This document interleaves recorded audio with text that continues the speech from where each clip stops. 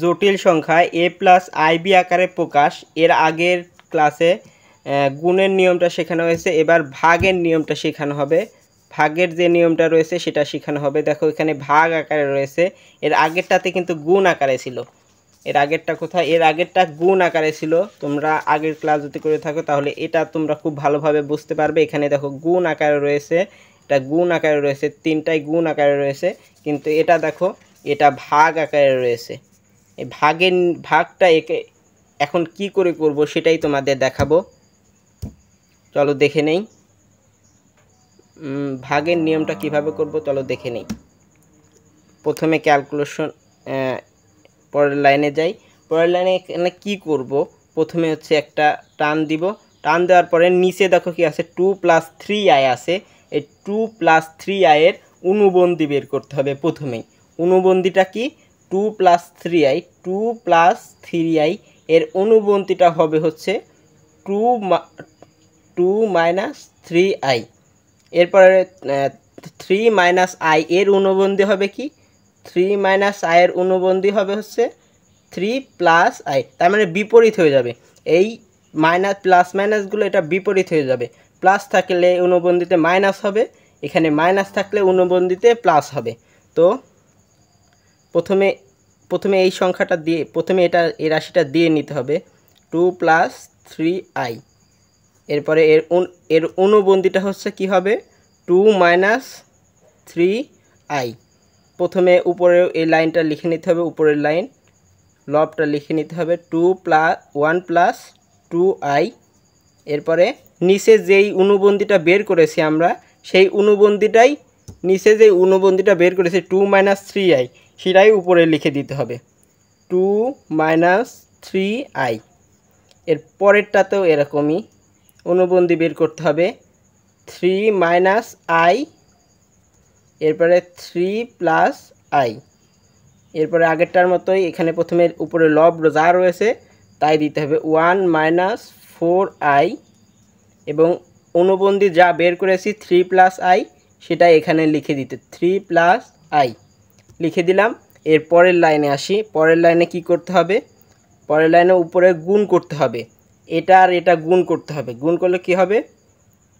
গুণ করার পরে দেখি কি হয়। তো গুণ করি 1 এর সাথে 2 এবং 1 এর সাথে -3। গুণ তোমরা অবশ্যই জানো, এর আগেরটাতে গুণ ভালো করে শিখিয়ে দেওয়া হয়েছে, আগেরটা যদি না করে থাকো দেখে এসো। তো প্রথমে 1 এর সাথে 2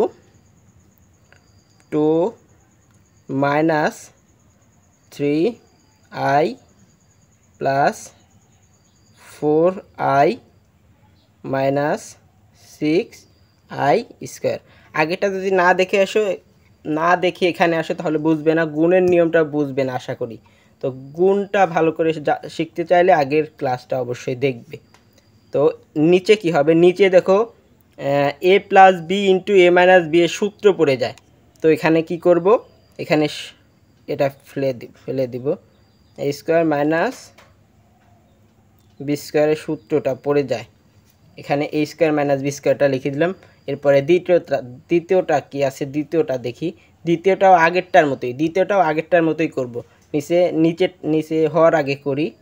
এখানে যেহেতু a - b × a + b এর সূত্র পড়ে গেছে a² - b², সেটা লিখে দিই a² -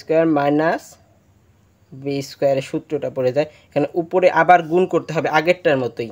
গুণ করে দিই 1 এর সাথে 3 এবং 1 এর সাথে i গুণ করতে হবে। তো প্রথমে কি করব? 3 + i - 12i -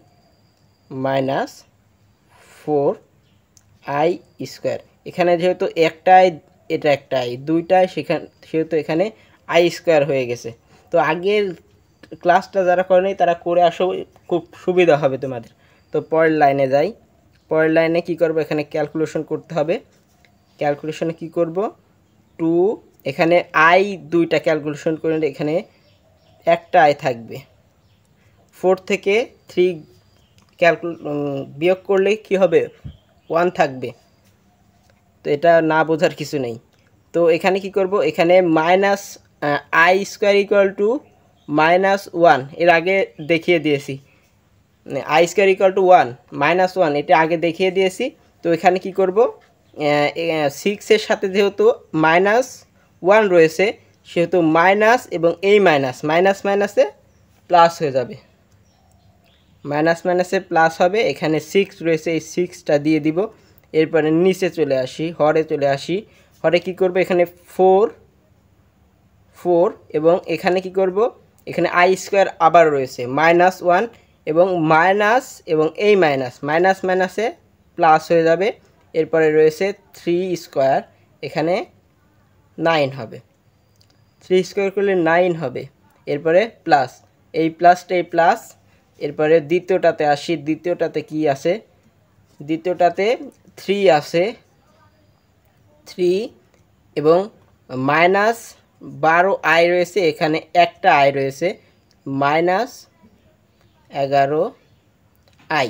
এরপরে কি করব, এরপরে এখানে আবার এটার মতোই এখানে -1 রয়েছে, মাইনাসে প্লাস হয়ে যাবে এবং 4 এর হর আছে, হর হচ্ছে 3 স্কোয়ার আছে 9 হবে, মাইনাস এখানে আইস এখানে প্লাস হবে, কারণ আগেরটার মতোই প্লাস হবে। কেন, তোমরা আগেরটা ভালোভাবে দেখলে এটা বুঝতে পারবে আই হবে প্লাস হবে কেন, কারণ এখানে আই স্কোয়ার ইকুয়াল টু -1 মাইনাসে প্লাস হবে।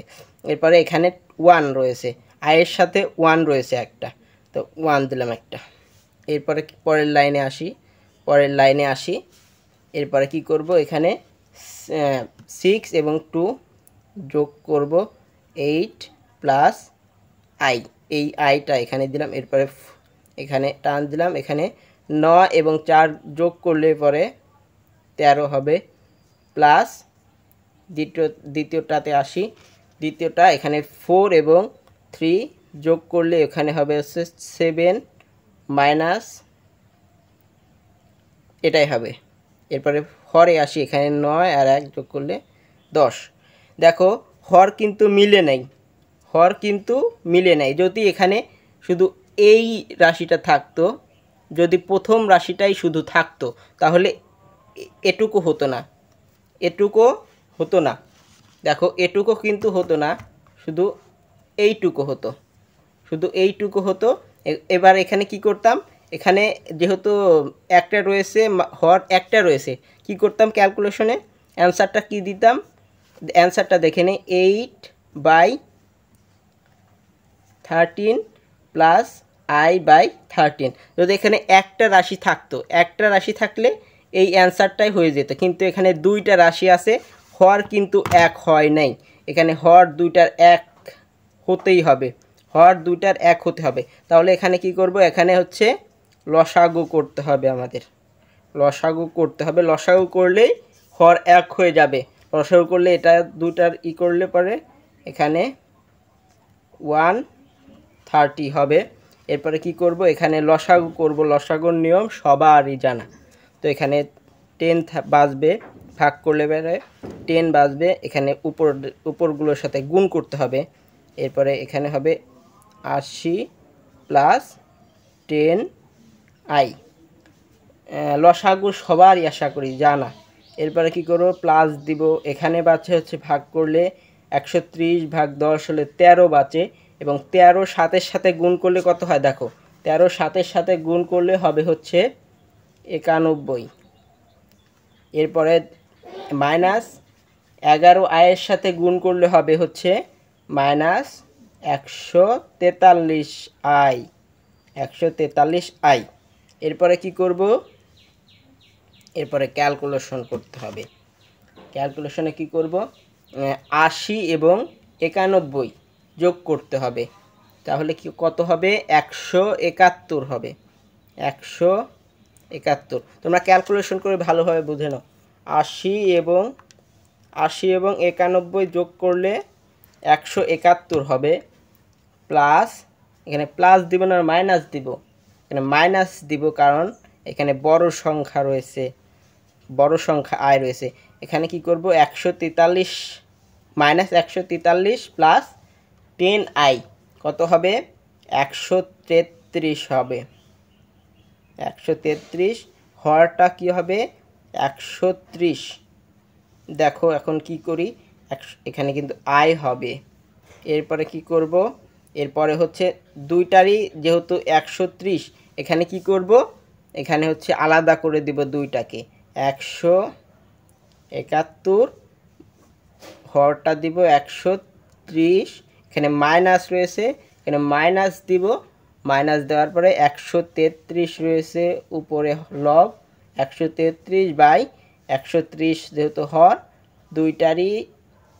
দুইটারই যেহেতু 130 হর, সেহেতু এভাবে লিখলেও এভাবে লিখলেই অ্যান্সার হয়ে যাবে। তো এখানেই অ্যান্সার। তো আগের ক্লাসে গুণের নিয়ম, এখানে ভাগের নিয়ম, তো এই দুইটা মিলে জটিল সংখ্যার a+ib এটা বের করা সম্ভব এবং তোমরা আশা করি সবাই পারবে।